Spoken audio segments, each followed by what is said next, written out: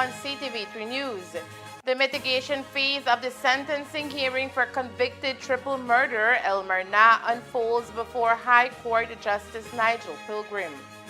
The daughter of Vivian and John Ramnarees, now 8 years old, asked the judge to sentence Na to 50 years for shooting her parents when she was 5. As the Mira family drama continues over contracts and mode of payments, Prime Minister John Briceño orders an audit of the Ministry of Defense.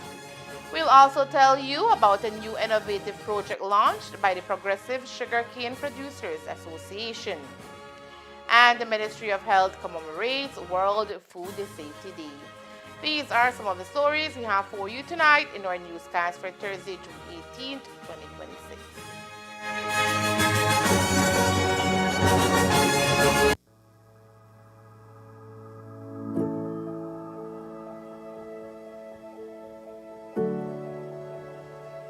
This donation means a lot to us. It's a huge capacity building. We have a very good condition working ambulance that kind of expands our fleet. We already have one working ambulance, and we have another one now that doubles us. And we have one in repair, so we'll have about 3 or 4 ambulances available. Mr. Furr was kind enough to donate an X-ray machine, and that greatly increases our capacity as well to have X-rays done for our soldiers from various sports injuries and exercise-related injuries. And then we had a defibrillator from him as well, which again will help our doctors to assist not only soldiers, but patients from outside of the Ladyville community as well. We had the equipment, but we did not have the personality, like it's the professionals on board. So for that reason, it's to be in contact with the BDF medics. So I realized that just bring it together, and then it's about supporting my own country. Mr. Furr, your generosity demonstrates a profound sense of patriotism, compassion, and commitment to the development of Belize. Your willingness to support the Belize Defense Force reflects your understanding in that the security and well-being of our soldiers is vital to the security and the well-being of Belize.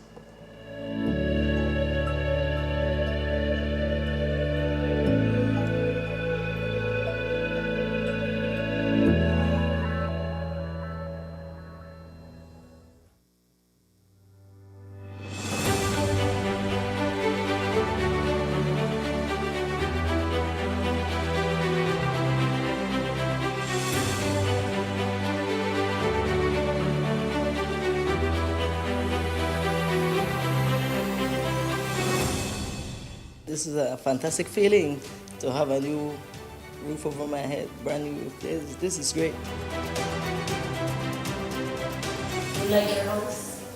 You love it? Really? I'm so happy and excited because I never may expect my little house. Too much months, the rent. Now Cynthia had this opportunity. Thanks God, and thanks to the People's United Party, and thanks to the program that we push when we won, that we're going to give this starter house to humble families. Well, this is the evidence again. I know Ms. Rochester is going to make sure that this home serves its purpose. I think she's ready for moving. And I think it's really important because it provides now stability for the entire family. Not everybody could afford to go to bank, get one loan, and get one house, and this actually helps a lot of people, families, single mothers. Owning a home transforms a family, and those things they are non-negotiable. You don't compromise on those things. So we have made it abundantly clear that when it comes to our social programs, we don't compromise. When it comes to housing, we're working to see if we can find even more funding to be able to expand this program and to have people have access to a real home.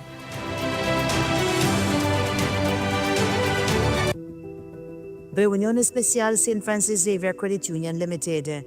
El gobernador del Banco Central de Belice, el señor Karim Michael, en su calidad de registrador de cooperativas de crédito, por este medio informa al público que ha autorizado al administrador de St. Francis Xavier Credit Union Limited, el señor Marley Neal, a convocar una reunión especial. Dicha reunión se llevará a cabo el domingo 14 de junio de 2026 en el Corozal Community College, en el pueblo de Corozal, Belice. En la reunión especial se llevarán a cabo elecciones para una nueva junta directiva, así como para los comités de supervisión y de crédito. De conformidad con la autoridad del registrador bajo la sección 61.9 de la Ley de Cooperativas de Crédito, CUA por sus siglas en inglés, el administrador continuará dirigiendo las operaciones de St. Francis Xavier Credit Union por un periodo de 3 meses. El administrador ejecutará sus responsabilidades en colaboración con la Junta y los comités recién electos, con el fin de facilitar una transición ordenada y apoyar la estabilidad y viabilidad continua de St. Francis Xavier Credit Union. Este acuerdo de transición tiene como objetivo garantizar la continuidad de las medidas clave implementadas por el administrador para salvaguardar los intereses de los socios, entre las que se incluyen mantener el pago de dividendos a los socios propietarios y al mismo tiempo reducir la cartera de créditos morosos, fortalecer los controles internos para minimizar las pérdidas operativas, mejorar la eficacia de las funciones de cumplimiento, finanzas y auditoría interna, reducir las tasas de intereses en los préstamos para vivienda, de consumo y para el sector cañero, modernizar la plataforma de banca en línea, renovar las instalaciones de la oficina principal de la St. Francis Xavier Credit Union y ampliar las iniciativas de vinculación y alcance comunitario. Se exhorta firmemente a la membresía general de St. Francis Xavier Credit Union a actuar con la debida diligencia al elegir a personas calificadas y capaces, quienes continuarán con los esfuerzos del administrador para fortalecer la gobernanza, asegurar una supervisión eficaz y promover la sostenibilidad y rentabilidad a largo plazo de la cooperativa, en cumplimiento del mandato del registrador y en conformidad con las secciones 9.1a de la CUA, enmienda de 2023 y 2027.2 de la CUA. El registrador está facultado para llevar a cabo la debida diligencia sobre las personas electas y o designadas para ocupar cualquier cargo en St. Francis Xavier Credit Union a fin de determinar su idoneidad y honorabilidad. El registrador mantiene firme su compromiso de asegurar un sector de cooperativas de crédito seguro, sólido y resiliente, que opere en total conformidad con las normas regulatorias, fomente la confianza del público, protege los intereses de los depositantes y de los socios propietarios y contribuya de manera significativa a la inclusión financiera y al desarrollo económico de Belice.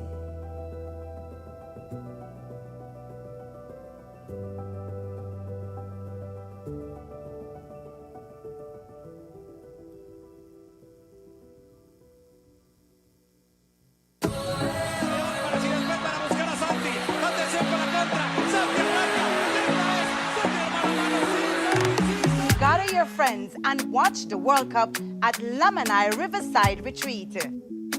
Every game, every goal, every day. Watch the world's biggest football celebration right here at Lamanai Riverside Retreat.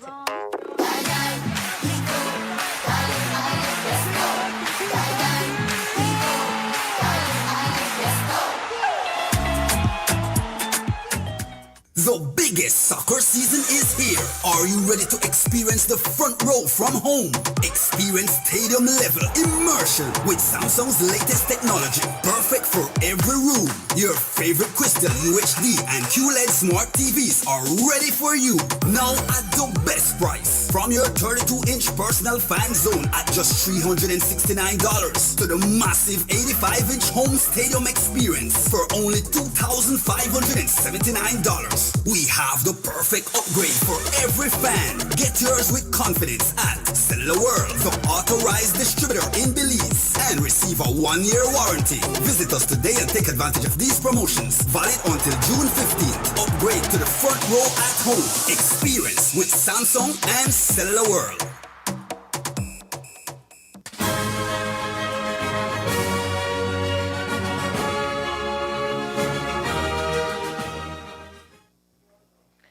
Good evening with your news also simulcast on Fiesta FM 106.7. I am Joanna Rodriguez.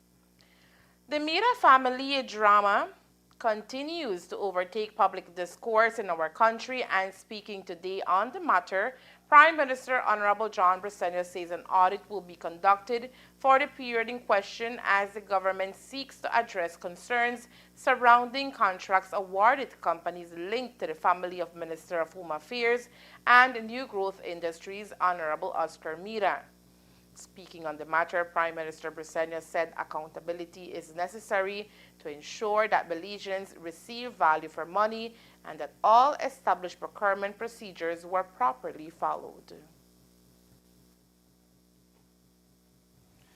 Well, the first thing is that today I'm speaking with the Financial Secretary for him to ask the Auditor General to go on to do an audit into that period in question and to ensure that, one, that there was value for money, secondly, that the procurement process was followed properly, and then to get a report. I don't want to prejudice the report, so I'm hoping then that we will be able to get a report, and based on the report then we can act.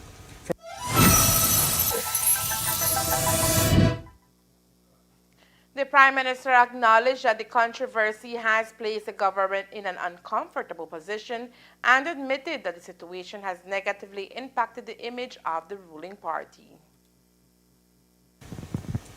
It's certainly not good for us, and it certainly puts me in a very uncomfortable position. But without really getting into defending anybody or any issue, what I've been informed is that the Miras have been in this business and doing business with the BDF from as far back as 2005. So even during the UDP days, they were also selling to the BDF, maybe not to this extent.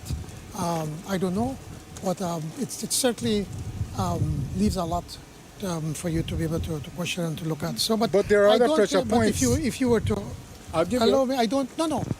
I'm just saying, just allow us for the process to go. I don't want to prejudice anything. As part of the broader efforts to strengthen oversight and improve government procurement practices, the Prime Minister also announced additional measures aimed at reforming long-standing systems. Among those matters is the establishment of a central procurement board, which he says will make it easier to track government contracts, purchases, and services while ensuring greater transparency throughout the procurement process. The Prime Minister also announced the appointment of a new board of directors for Brecondiv as part of government's efforts to reinforce accountability within public institutions. One of the things that I did mention to the Cabinet Secretary is that I will also ask to appoint a new board at Brecondiv so that we can to remove any semblance of any kind of issues of whether, supposedly, as you allege that the bureaus are controlling there at Brecondiv. And we need to start a mush. Yeah, so we will change. I've told the Cabinet Secretary that we will go through the process of appointing a new one. I think what is important to point out, I want to make this to everybody, that this is an issue that has been plaguing all governments, and so what we have been doing, we have been working, and it's taken too long with the IDB to set up a central procurement office. As it is right now, Ray David and Guerrero is heading that office. We're still working on the I think we passed the legislation, and we are working now in how is it that it's going to be properly managed, so that then we could have a more centralized control in the procurement of goods and services for the government. And by having it centralized, it will be more easier to be able to scrutinize, as opposed to you have a lot of different offices all over literally all over the country, procuring goods and services for the government.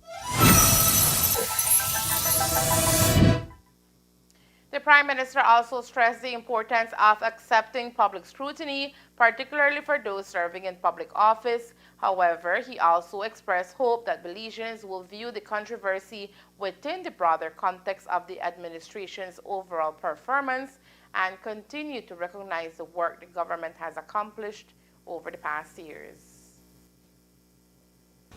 Well, of course, I have been in politics since 1993, so I think you should know better. So it is something that we have to address, and I believe that we will address, and that at the end of the day, the people will see also that the tremendous amount of work that we continue to do. When you look at the fundamentals, that the economy continues to grow, that people are working, unemployment is at 2%. Yes, inflation is a problem, but we're trying to find innovative ways how to deal with it because we don't control, and you know that, we don't control inflation. We find ways from education to health to NHI and so many other avenues. You know, we increase the threshold to PAYE to be able to, so that they help people to have more monies in their pockets to be able to help them. We're starting to talk about the concept of maybe we could come up with what we call community stores, whereby we're still working at the early stages where maybe we could have these stores open for a certain amount of hours per day and we'll have maybe just 100 basic items that people can go and buy. Of course, we're working out the mechanics of it. And so we need to find ways. But people, at the end of the day, the tremendous amount of lots that we've been giving out to people and the expansion, the infrastructure, not necessarily just the highways, but even in the byways that we're saying, you know, we're working with our cane farmers, or our farmers. I think that at the end of the day, people will say, you know, we're not perfect. No one is perfect. You are not perfect. You make a lot of mistakes, like myself. I think that at the end of the day, people will see through that and that we will have to correct this. We will correct it and we will make sure that we try to remain as straight as possible, continuing serving the people of Belize.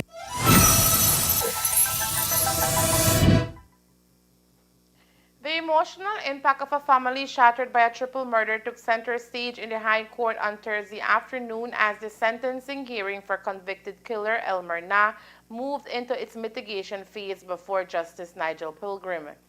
A powerful victim impact statement was delivered by Vashti Belail, sister of the late Vivian Belail Ramnarees, who described the lasting pain and trauma inflicted on her family following the brutal New Year's Eve 2022 murders.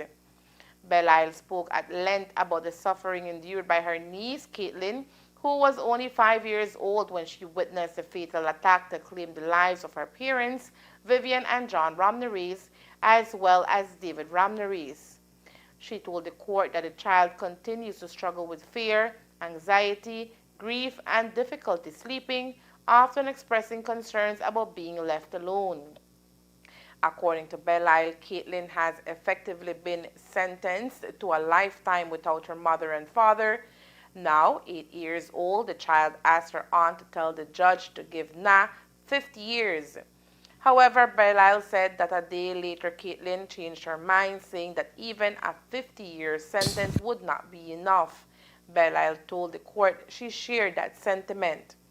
The victim's sister also reflected on the lives of John and David Ramnarees, describing them as hard-working men dedicated to their families, community, and service. She urged the court to weigh not only the violent nature of the crime, but also the terror experienced by a young child and the enduring consequences faced by those left behind. Belail recounted how Vivian's death deeply affected their parents and disrupted her own life while she was pursuing her studies. While emphasizing that her family remains grounded in faith, she maintained that Na must still face the consequences of his actions. She said no amount of remorse could undo the loss suffered by the family or bring their loved ones back. Following the victim impact statement, Justice Pilgrim heard the submissions from Special Prosecutor Terrence Williams and Defense Attorney Dr. Lyndon Jones regarding aggravating and mitigating factors under Belize's sentencing guidelines. Williams argued that the killings were deliberate, carefully planned, and specifically targeted. He highlighted the vulnerability of the victims and stressed that the child was present during the attack. Given the multiple murders and the manner in which they were carried out, Williams contended that the case justified a sentence beyond the standard range and urged the court to impose life imprisonment. For the defense, Dr. Jones pointed to Naz's previous employment as a police officer and his clean criminal record as the only significant mitigation factors available. He argued that Naz's potential for rehabilitation and previously good character should be taken into consideration and advocated for a fixed-term sentence rather than life imprisonment. Williams counted that any concerns regarding rehabilitation could be addressed through a parole eligibility period. During the proceedings, Justice Pilgrim also raised concerns about the disciplinary report from the Belize Central Prison indicating that Na had told a prison officer he would not be in prison forever. The judge questioned whether the statement could be interpreted as a threat and potentially treated as an aggravating factor. Dr. Jones responded that the meaning and intent of the remark could not be properly determined without an affidavit from Na himself.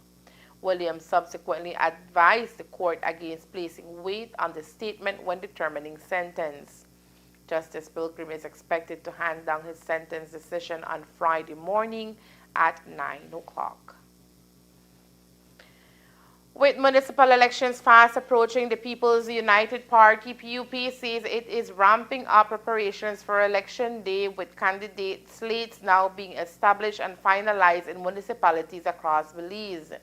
Speaking today, Prime Minister and PUP leader Honorable John Briceño said the party is actively organizing its teams in all municipalities as it prepares for the upcoming electoral contest. Two major municipalities that will hold conventions ahead of the municipal elections are Belize City and Corozal Town. In Corozal, a closely watched race is shaping up between three-term Mayor Rigo Veos and newcomer Shahiri Rogers, who are both vying for the PUP mayoral candidacy. According to Prime Minister Briceño, the party made a deliberate decision to allow for a convention in Corozal, believing that the municipality would benefit from renewed energy and increased engagement within the party. It is important to note is that this decision was made, it was not personal. What we had a committee, a team, and we went and we graded every municipality. And based on the grades, that they have a number of points that they have to get. Okay. And there we felt that Rigo has been fairly successful, but we believe that it would be good to be able to have an opportunity to put some energy, some excitement into Corozal Town, and we're hoping that by having this convention that we can achieve that. And we have two very good, both Rigo and Shahari are very two excellent choices for mayor, and let the best person win. Once that is finished, then it's important then that we unite as a party to be able to do what is in the best interest of the people of Corozal Town, to be able to continue to serve them and to provide the services that they require and that they deserve. Meanwhile, preparations are also underway in other municipalities as the PUP works to complete its candidate slates ahead of the elections. The Prime Minister said the party is entering the campaign season with ambitious goals and is aimed to secure victories in every municipality across the country.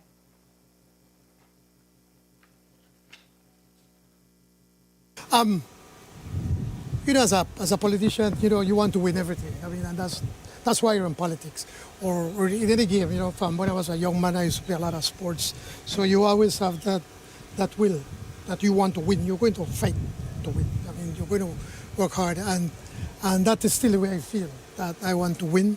And so we're going to work hard to win everything. We're going to work and campaign in every municipality from Corozal Town all the way to Punta Gorda, and certainly San Ignacio, Santa Elena. That's the Holy Grail that continuously, we get close to it, we touch it, but I have not managed to grasp it.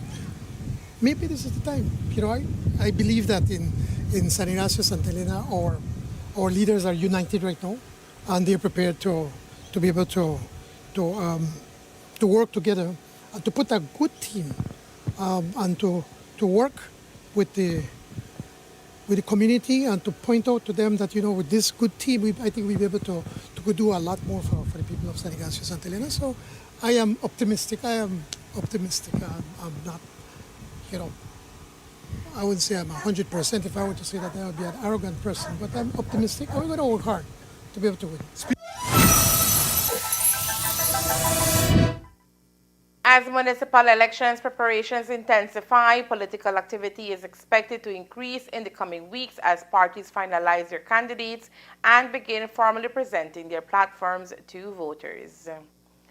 Coming up next, the 2025-2026 crop season comes to an end on Sunday. The Prime Minister speaks on the challenges and accomplishments. Stay tuned.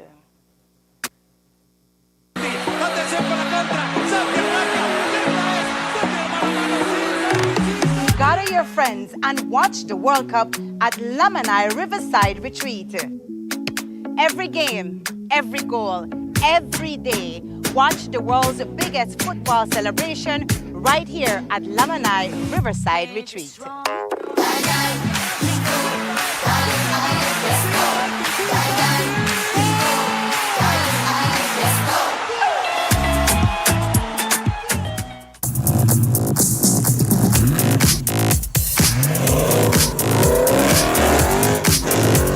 When speed matters, every second counts. Get ahead with ExpressNet. Fast, reliable, ready when you are.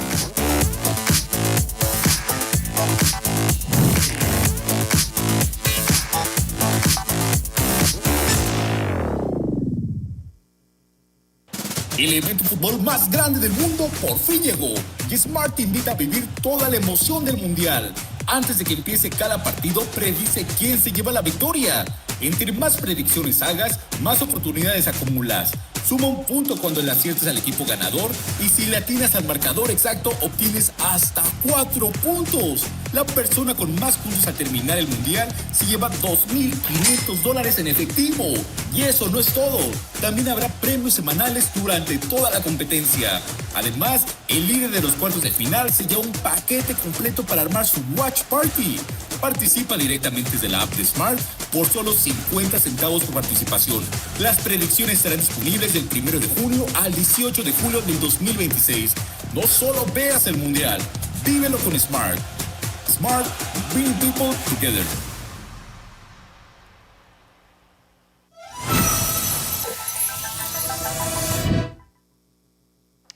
Prime Minister Honorable John Briceño says the government remains committed to providing relief at the fuel pumps despite ongoing challenges linked to high international fuel prices.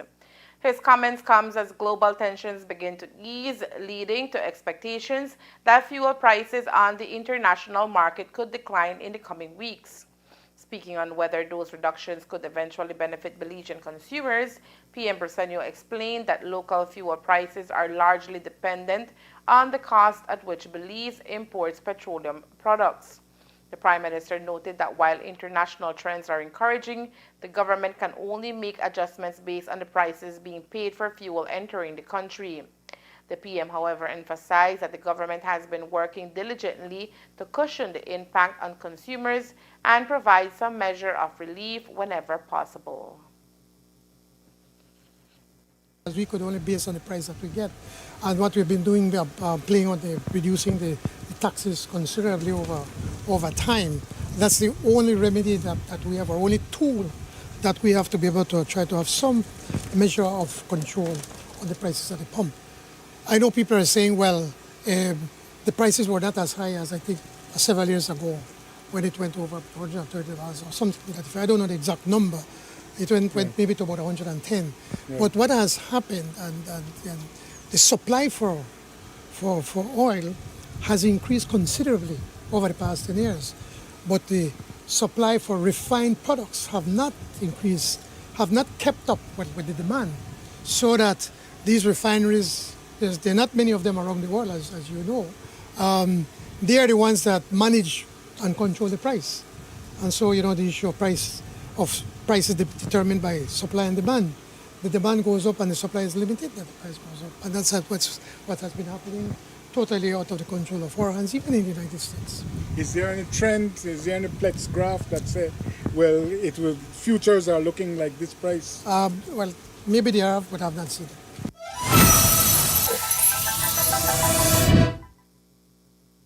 It is noted that fuel prices in Belize are influenced by several factors, including international oil prices, transportation costs, and import expenses. The Prime Minister maintained that government will continue to monitor market conditions and explore measures that can help ease the burden on consumers. Every year, unsafe food causes illness, long-term health problems, and economic harm for millions of people worldwide. The World Health Organization estimates that contaminated food causes 866 million illnesses and 1.52 million deaths annually, affecting nearly 1 in 9 people globally. Food safety is often measured by the number of reported cases of disease, but the impact of foodborne diseases goes far beyond figures. And that is why every year the Ministry of Health and Wellness here in Belize commemorates World Food Safety Day, celebrated on June 7th. Forming part of this year's activities was a World Food Safety Day and Nutrition Forum held here in Orange Walk Town. The event brought together several entities and individuals that deal with food safety. The aim of the forum, according to Dr. Jorge Polanco, Director of Hospital Services, is to raise awareness and promote concrete actions to prevent, detect, and control foodborne risks, thereby supporting human health, safe trade, responsible agriculture, and sustainable development.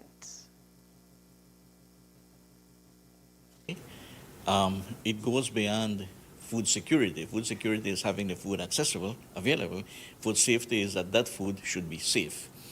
And if you noted the key partners that we have the PAHO WHO, we have BAHA, Ministry of Agriculture, Belize Bureau of Standards, as stakeholders, along with government, along with the Ministry of Health, in promoting the importance of having processes that ensure a significant degree of safety in the food that we consume. And of course, we had consumers, we had representatives from the farms, the transports, the retailers, restaurants, food vendors, because they also play a very significant, very specific role in ensuring that the standards used in their activities move or are in the direction of improving the safety of the food that we consume. As a country, we have, I would say, we have a very good grip on that chain. We have strategies, for example, let us start with the food vendors, where every year they need to come in and take a course. It's a pre-test, they take the course, and a post-test, and they have to pass for them to get their certificate that allows them to prepare food, whether at a restaurant or whether in the street, any part in Belize. The BAHA, for example, works very closely with us. They have the responsibility to also look at the food producing facilities. They comply with international standards, just as we comply with the WHO standards, to ensure that the preparation of the food from the farm to the table is safe.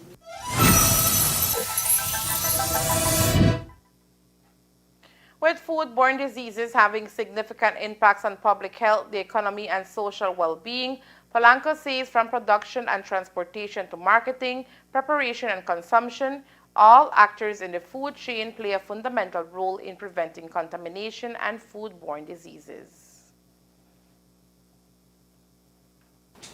This is important, or else the other side to that would have been, or would be, an increased prevalence of gastrointestinal disorders, diarrhea, vomiting, due to infections. And we have a lot of germs that, for example, let us take the milk. If it's not properly produced, processed, transported, I'm referring to, for example, temperature,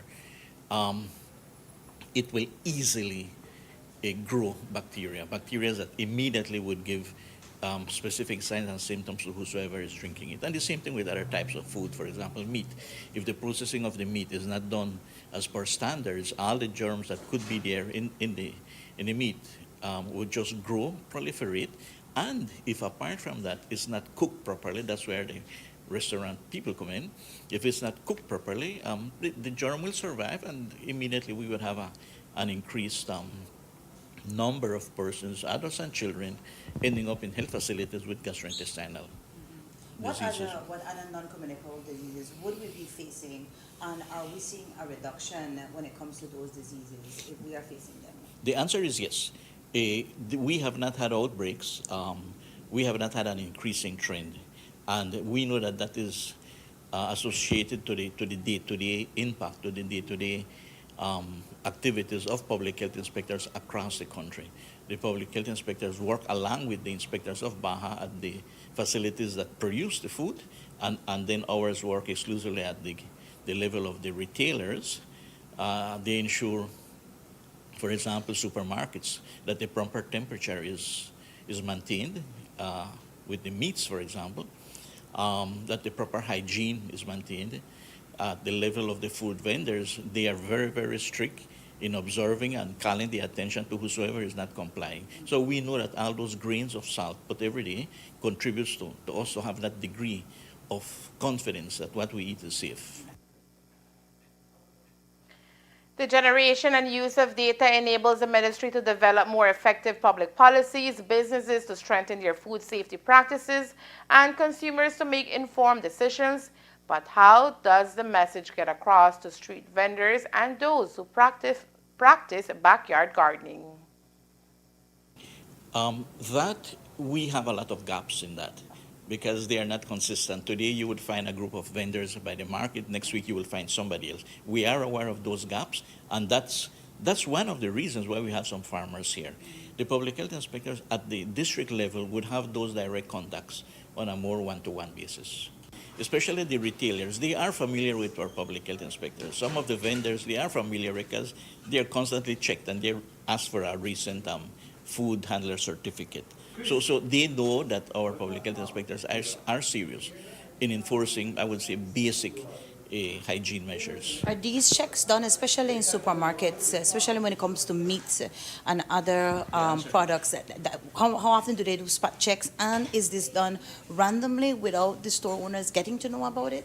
It's done randomly, and they have a schedule where they would say, okay, this, because of limited resources, they would say, okay, this, out of all the inspectors, you two will take this area of the town, you two will take this area of the town, and it's a rotational, it is a cycle, and we don't have problems. The ones that have problems, we are always aware, because we would get the reports, and then we would reinforce, we would give them a backup, and you need to go back and finish the job, and if there is resistance, many times we have had to call the police, and the police would accompany, and then when they see the presence of the police, then they say, well, these people are serious.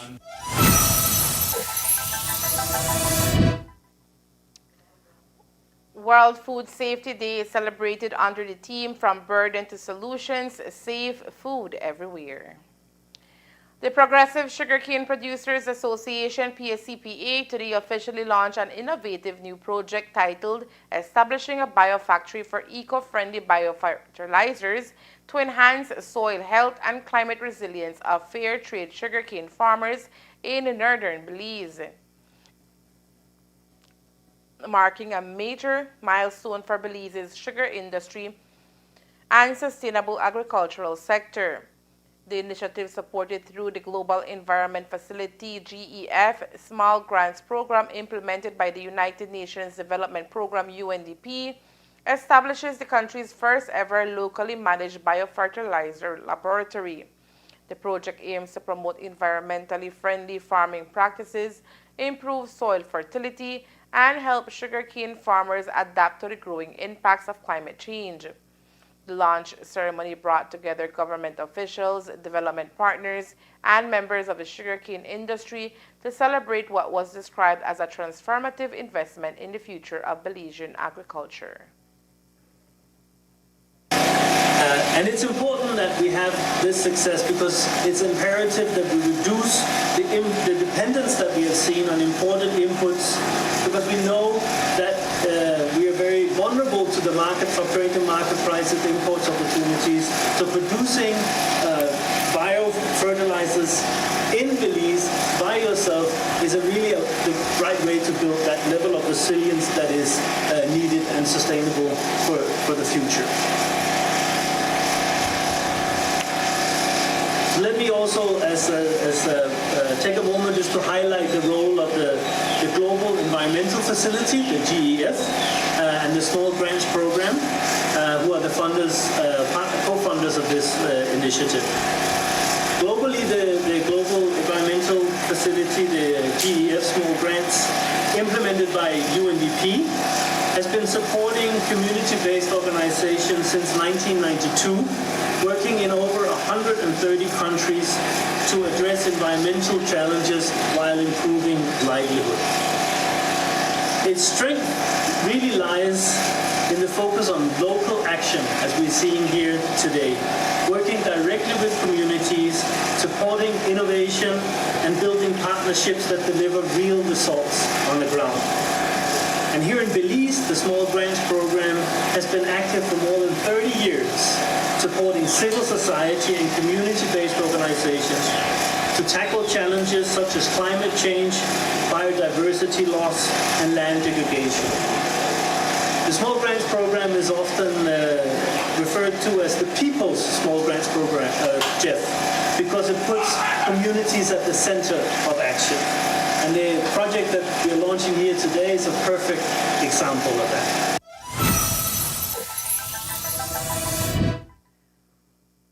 PSEPA Program Director Janelle Ozayeta highlighted the significance of the project, describing the biofactory as a pioneering achievement for the association and for northern Belize.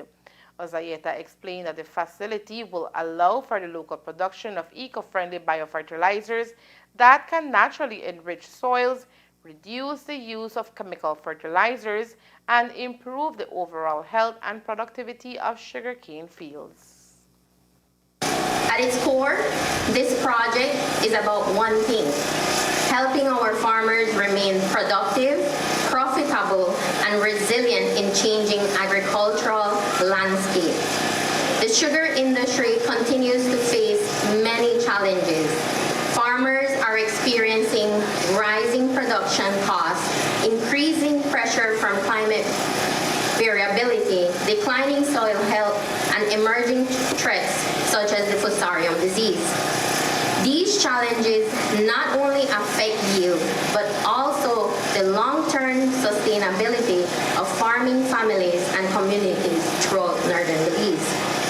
As an organization representing over 800 cane farmers, we recognize that we cannot continue addressing tomorrow's challenge with yesterday's solutions.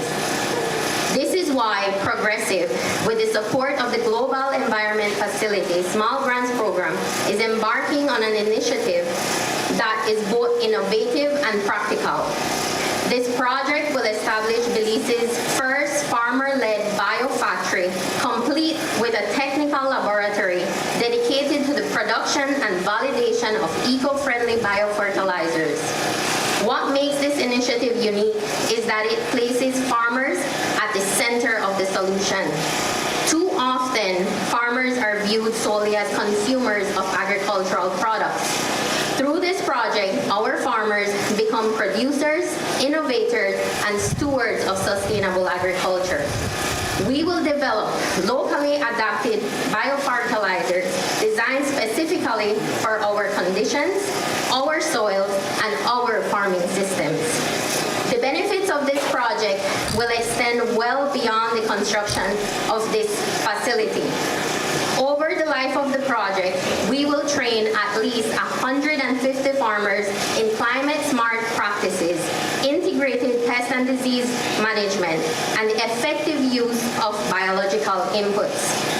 Demonstration plots and farmer-led trials will allow producers to see results firsthand and build confidence in adopting these new technologies.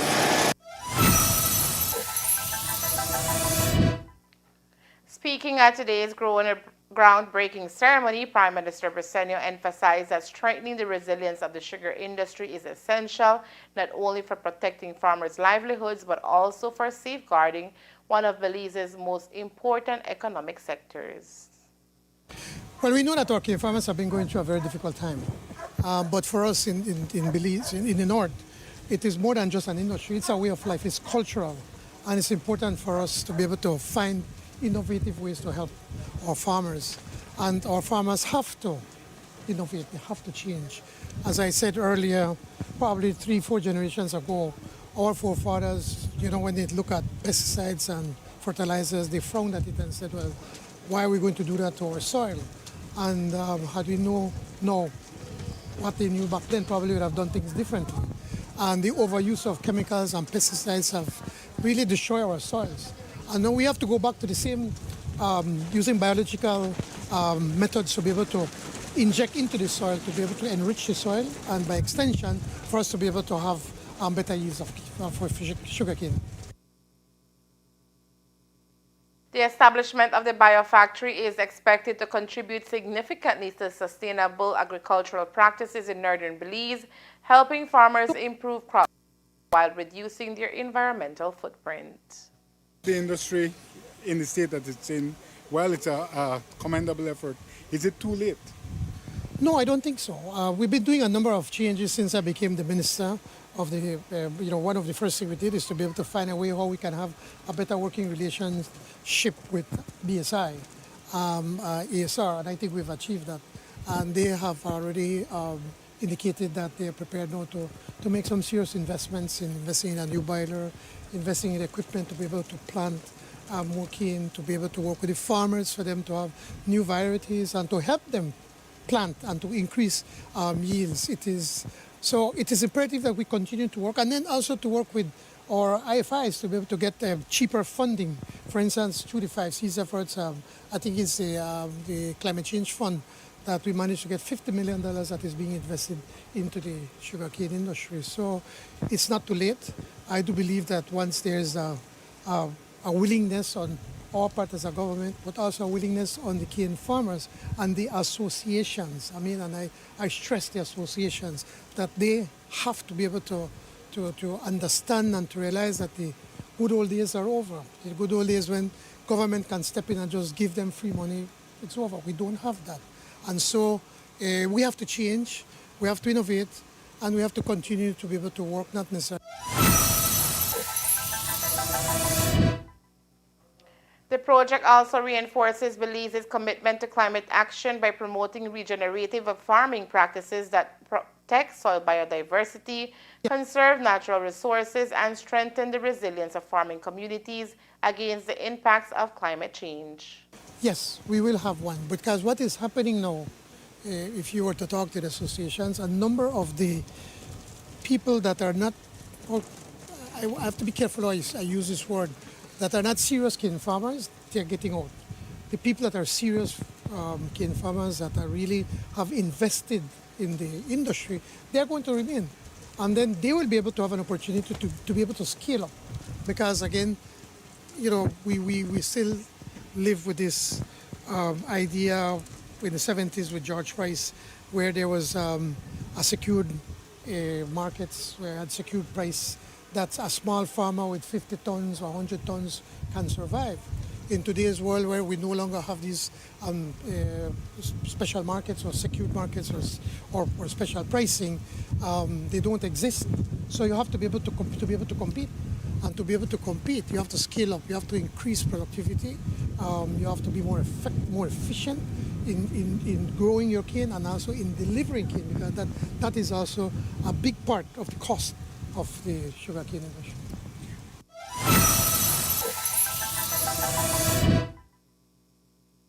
Locally managed biofertilizer laboratory in Belize, the facility represents a historic step towards creating a more sustainable and self-reliant future for the country's sugarcane industry and the thousands of families whose livelihoods depend on it. The northern sugar industry has announced that the 2025-2026 sugarcane crop season will officially come to an end this Sunday at 6 p.m., bringing to a close a season that began with renewed optimism following one of the most challenging years in recent history. The season opened with hopes of a strong recovery after the industry endured significant setbacks during the previous crop due to the widespread impact of Fusarium disease and extreme weather conditions that severely affected sugarcane production across northern Belize. Speaking ahead of the official closure this week, Prime Minister Honorable John Briceño acknowledged that the industry did not fully achieve the production estimates established at the start of the season. However, he pointed to several positive outcomes that signal encouraging progress for the sector. According to the Prime Minister, one of the most significant achievements was the marked improvement in both cane quality and overall production compared to the previous season. Well, we have just been speaking to Olivia from BSI, and she was giving a quick update. Yes, we were very optimistic at the start, but then we had some serious issues, certainly with the boiler at BSI that was giving a lot of problems. And I think the estimate that they made for cane, I think, was a bit too optimistic. But the good news is that we're closing the crop at the end of the week or on Sunday because we're running out of cane. We don't have enough cane to be able to keep the factory going. For instance, as it is, as we speak, the factory is not working. We hope that later this afternoon they can start to work when we get more cane. But we've been producing more sugar for pretty much the same amount of cane that we got last year, that means that the quality of the sugar cane has improved, and I'm sure that BSI will also say their sugar production, the techniques that they've used, has also improved for us to be able to have more sugar for more or less the same amount of cane that we had last year. But we'll get the real numbers probably by Monday.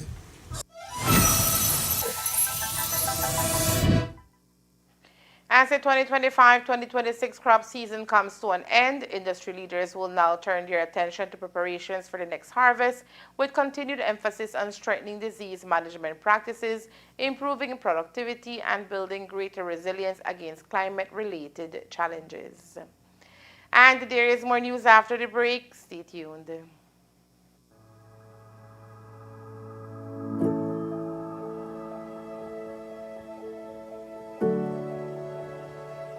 This donation means a lot to us. It's a huge capacity building. We have a very good condition working ambulance that kind of expands our fleet. We already have one working ambulance, and we have another one now that doubles us. And we have one in repair, so we'll have about 3 or 4 ambulances available. Mr. Furr was kind enough to donate an X-ray machine, and that greatly increases our capacity as well to have X-rays done for our soldiers from various sports injuries and exercise-related injuries. And then we had a defibrillator from him as well, which again will help our doctors to assist not only soldiers, but patients from outside of the Ladyville community as well. We had the equipment, but we did not have the personality, it's the professionals on board. So for that reason, it's to be in contact with the BDF medics. So I realized that just bring it together, and then it's about supporting my own country.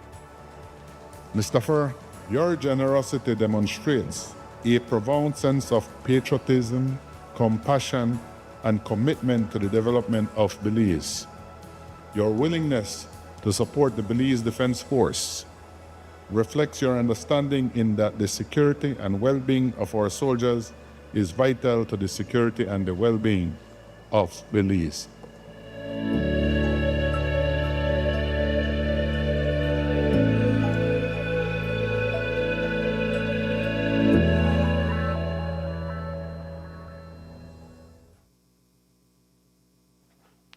As Prime Minister John Briceño has announced that he will request an audit of the Ministry of Defense covering the period from 2020 to 2025, when Oscar Mira served as Minister of Defense, Belize has appointed a new Contractor General.